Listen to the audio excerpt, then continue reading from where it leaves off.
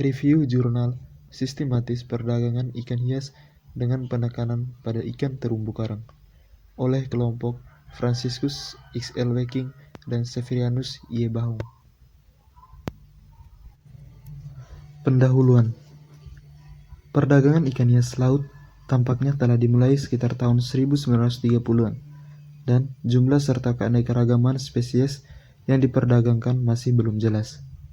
Angka yang tersedia saat ini didasarkan pada perkiraan atau disimpulkan menggunakan informasi terbatas dari berbagai formal dan perdagangan organisasi. Hampir semua ikan hias laut ditangkap secara liar dari terumbu karang.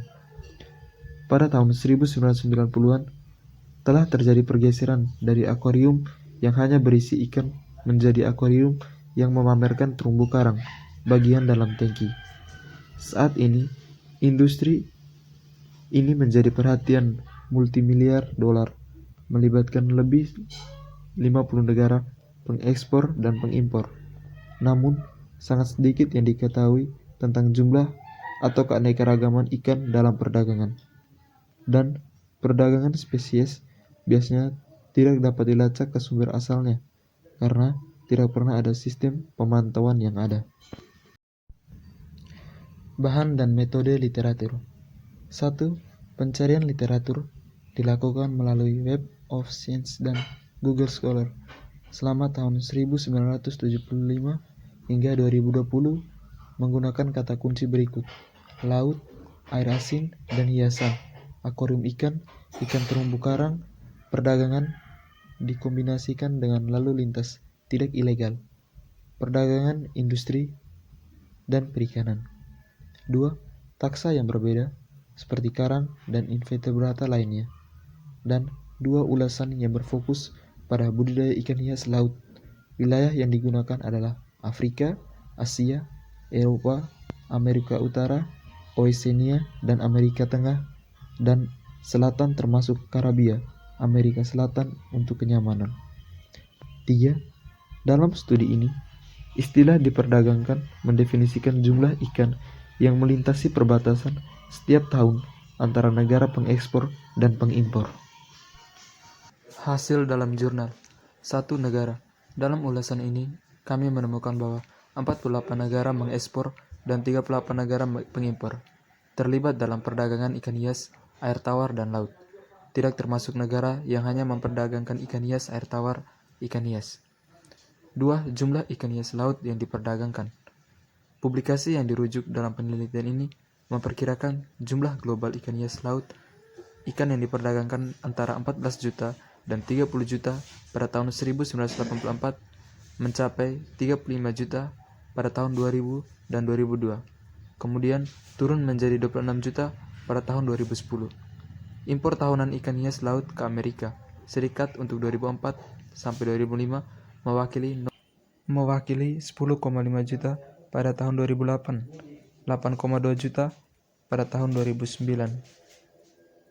dan 7,3 juta di 2011, dan dari 4,5 juta US dollar pada tahun 2014 menjadi 3,8 pada tahun 2015 dan 16, dan 3,2 juta pada tahun 2017. Lanjutan. 3. Nilai global. Nilai global dari perdagangan ikan hias termasuk aksesoris seperti tangki, makanan, filter, pemanas, obat-obatan, dan barang-barang lainnya untuk ikan hias, ikan air tawar dan laut, tumbuh dari 7,2 juta US dollar miliar pada tahun 1980 menjadi 20 miliar juta US dollar dan 38 miliar pada tahun 1997. Pada tahun 2004, perkiraan meningkat dari 800 juta US dollar menjadi 30 miliar. Keempat, nilai ekspor dan impor. Nilai ekspor hanya tersedia untuk ikan hias, air tawar, dan laut dan berkisar antara 21,5 juta US dollar pada tahun 1976 menjadi 347,5 juta US dollar pada tahun 2014. Nilai impor grosir pergi dari 47,6 juta US dollar pada tahun 1973 dan terus meningkat menjadi 290 juta US dollar pada tahun 2014.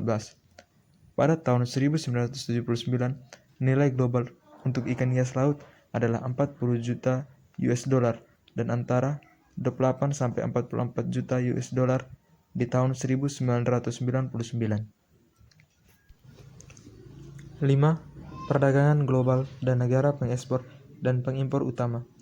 3 negara pengimpor utama ikan hias laut atau wilayah adalah Eropa, Amerika Serikat, dan Jepang. Dan negara pengekspor utama adalah Indonesia, Filipina, dan Sri Lanka.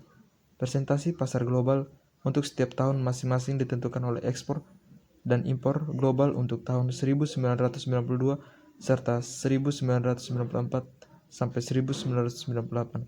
Ekspor global serupa dengan atau jauh lebih kecil dari keseluruhan impor 3 negara pengekspor utama.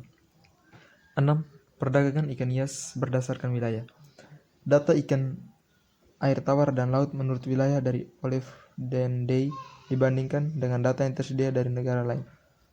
Untuk beberapa wilayah seperti Afrika, hanya sedikit angka yang tersedia. Untuk tahun 2014, data untuk wilayah dan negara sering berasal dari publikasi yang sama. Simpulan dari kelompok. Studi ini menyoroti fakta bahwa ada kekurangan besar informasi mengenai kelautan perdagangan ikan hias, menekankan perlunya sistem pemantauan wajib dan komprehensif yang mengumpulkan informasi mengenai jumlah spesimen yang diperdagangkan, keanekaragaman spesies, negara asal, dan sumber dayanya, yaitu apakah spesimen ditangkap secara liar, dikembangbiakan, atau dipelihara di penangkaran. Selama beberapa dekade, konservasionis dan ilmuwan lain telah menuntut regulasi yang komprehensif, pemantauan, dan pengendalian perdagangan ikan hias. Dan kami sepakat bahwa tindakan ini memang lama tertunda dan membutuhkan implementasi segera mungkin dilakukan.